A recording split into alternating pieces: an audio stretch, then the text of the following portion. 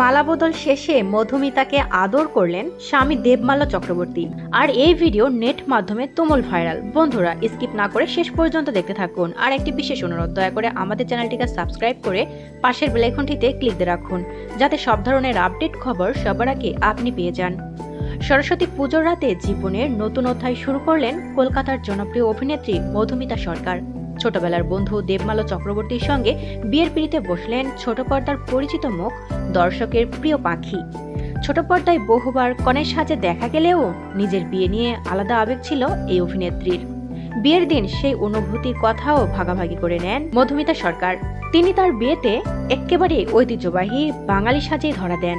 লাল বেনারসি শাড়ি, স্বর্ণের গহনা, কপালে সূক্ষ্ম চন্দনের আলপনা, সব মিলিয়ে কনের সাজে একেবারে অপ্সরা অপরূপা।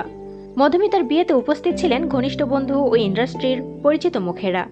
অতিথিদের মধ্যে ছিলেন পরিচালক শিলাদিত্য মল্লিক সহ আরও অনেকে।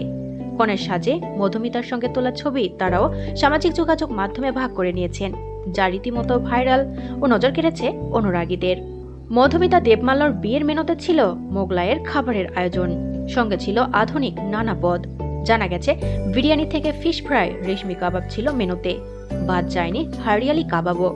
পনিরের নানা পদও ছিল, এছাড়াও বাটার নান, সালাদ, রায়তা, পাঁঠার মাংস, চিংড়ির পদ, বিভিন্ন ধরনের মিষ্টি সহ বেনারসি পানও ছিল অভিনেত্রীর বিয়ের মেনুতে। সম্প্রতি মধুমিতার আরও একটি ভিডিও সামাজিক যোগাযোগ মাধ্যমে ভাইরাল হয়। ভিডিওতে দেখা যায় বরকনে মালাবদল শেষে কনে মধুমিতাকে আদরে ভাসালেন স্বামী দেবমাল্য চক্রবর্তী। আর এই ভিডিওর কমেন্ট বক্সে ভালোবাসায় ভরিয়ে দিয়েছেন অনুরাগীরা।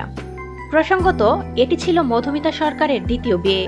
অতীতের বিচ্ছেদের যন্ত্রণা পেরিয়ে নতুন করে জীবন শুরু করার খবরে খুশিতে ভাসেন তার ভক্তরা। এর আগে সৌরভ চক্রবর্তীকে বিয়ে করেছিলেন মধুমিতা সরকার।